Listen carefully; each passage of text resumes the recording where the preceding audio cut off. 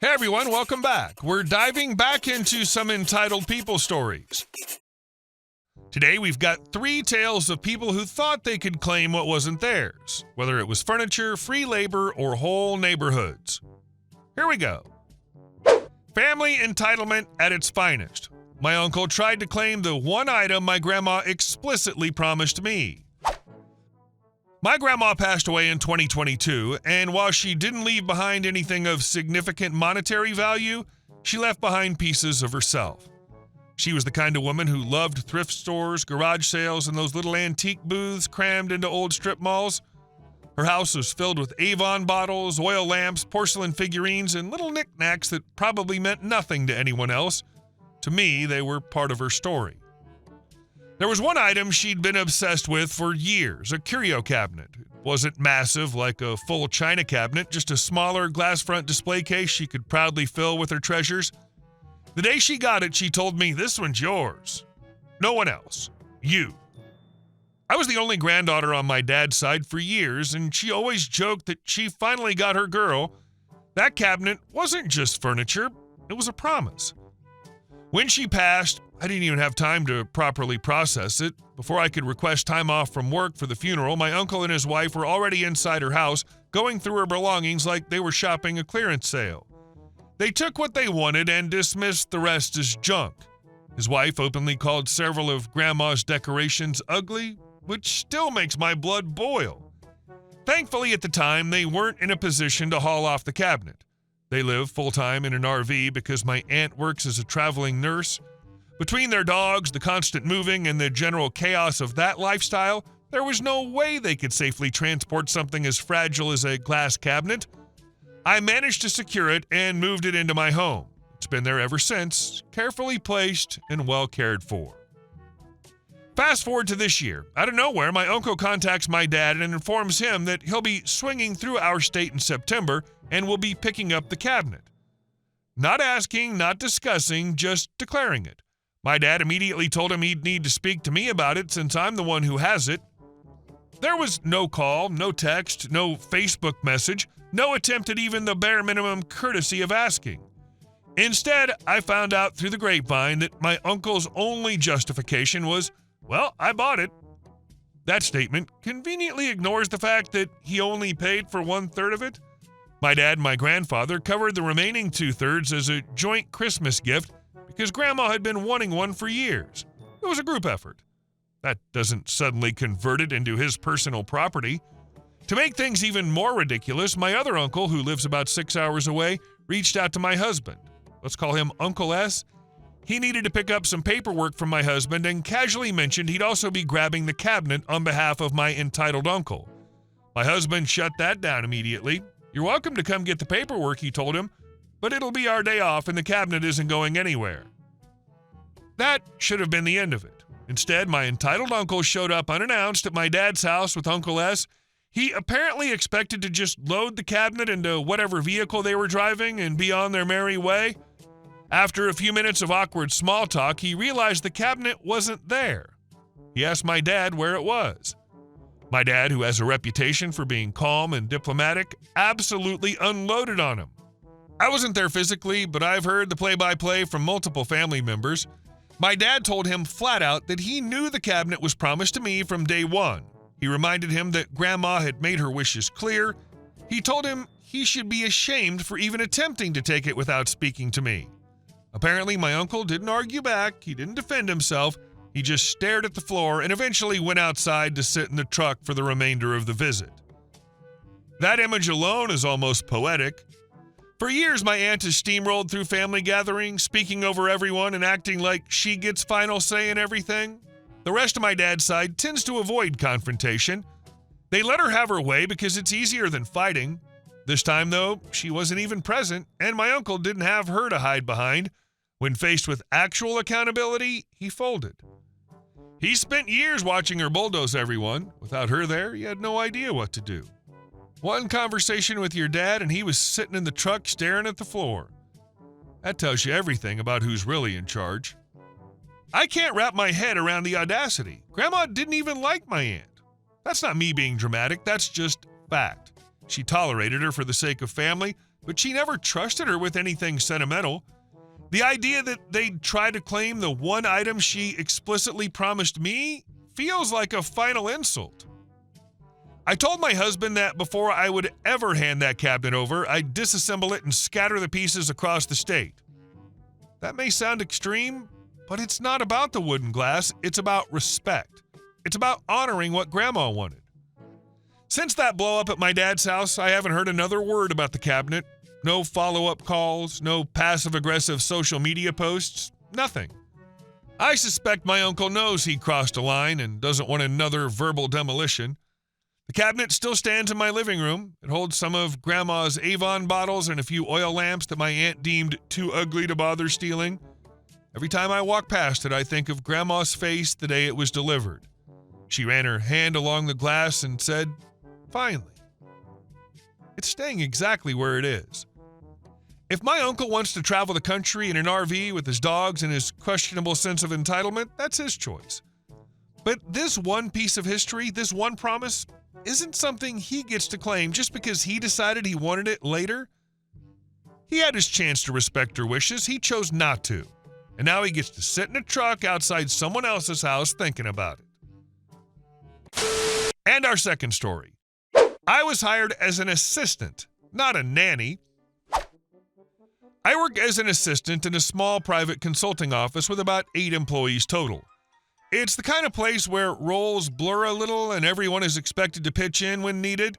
I handle scheduling, client coordination, invoices, and whatever administrative fires pop up during the day.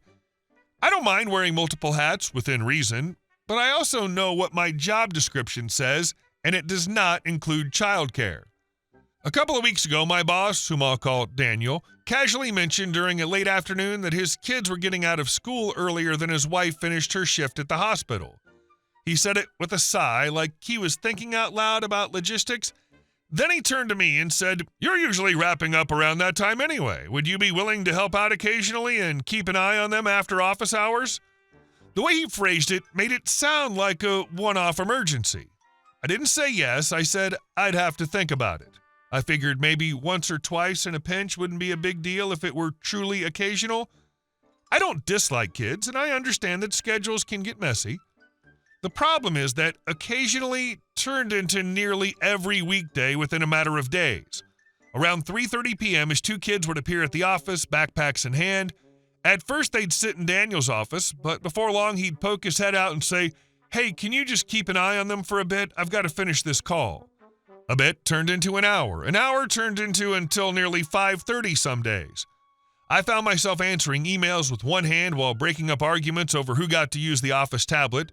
I was reheating snacks in the break room microwave and making sure they didn't wander into the conference room during client calls.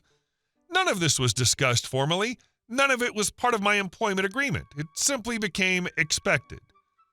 After about a week of this, I decided to address it directly. I approached Daniel in his office and said, "If this is going to be a regular thing, we should probably talk about compensation." He looked genuinely surprised, like the idea hadn't crossed his mind. "Compensation?" he repeated.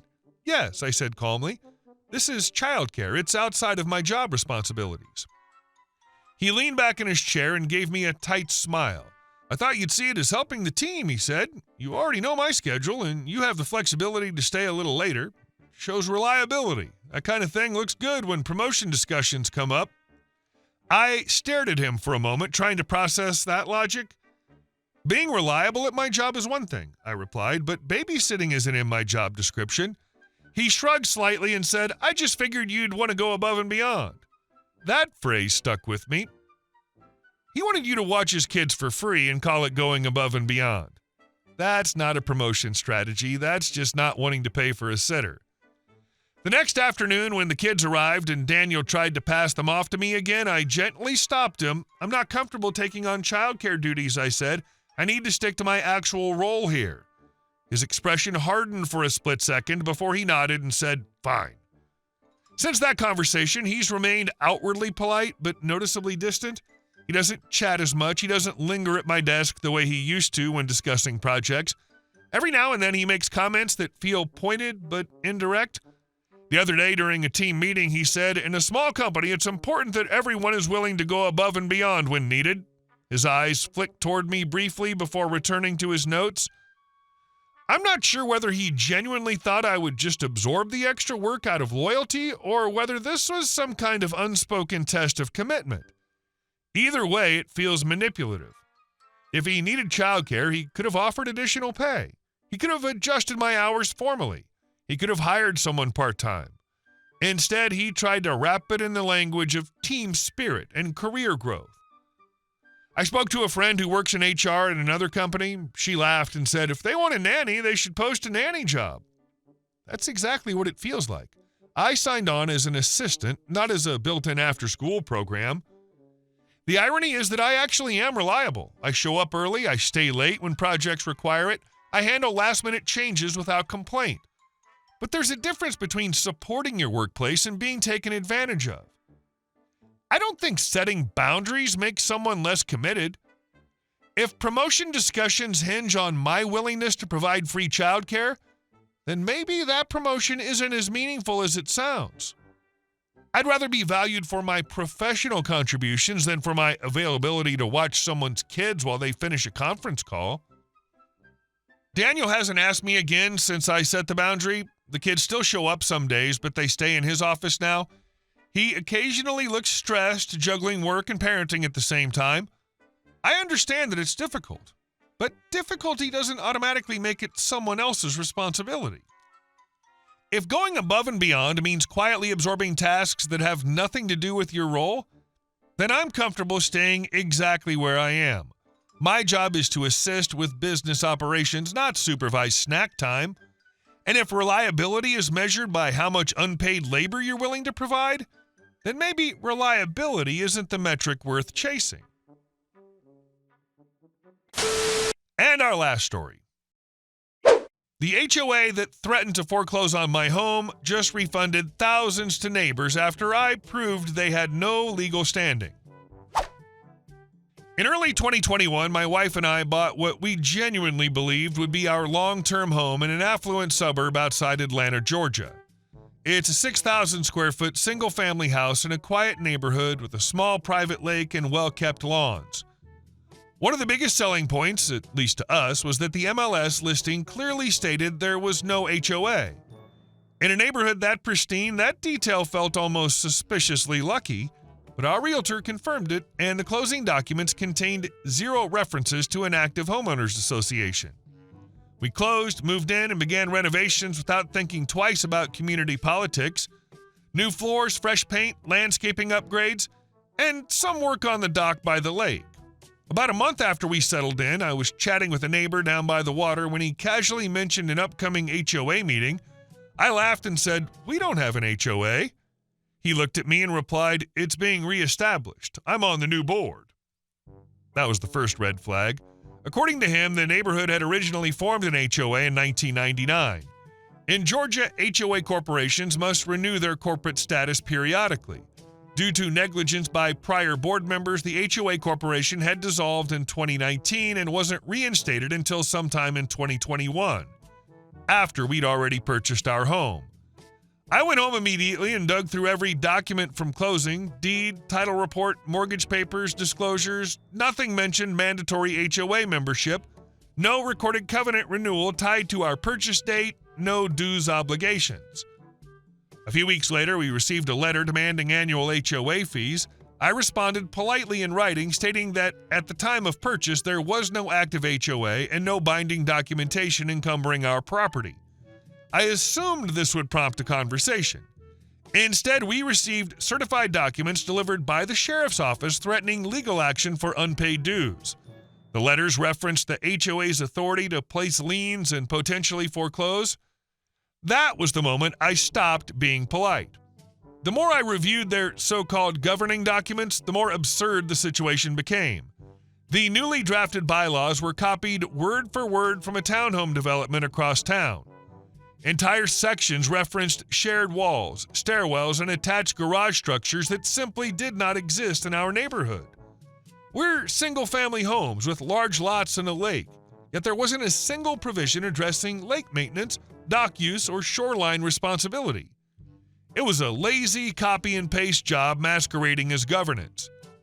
At the next HOA meeting, I brought printed copies of both sets of bylaws. I laid them on the table and asked the board president to explain why our community standards referenced architectural elements we did not have. He said they used a template. I pointed to the identical paragraph structure, the same numbering errors, and even the other neighborhood's name buried in one footer. The room got quiet very quickly. That's when I hired a real estate litigation attorney.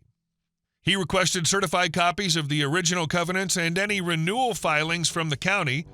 What we discovered was critical. The original covenants had indeed been recorded in 1999, but the renewal filings required to maintain enforceability had not been properly executed before the corporate dissolution in 2019.